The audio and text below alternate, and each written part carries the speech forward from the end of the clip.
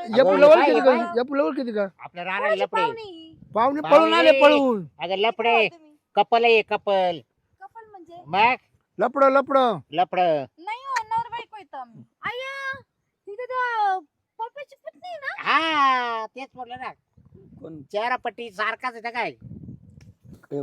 पप्प्यावर पडली ती बरं तुला कागणीच पोर माहिती का काकाचं नाव आहे कोण? हा बापू.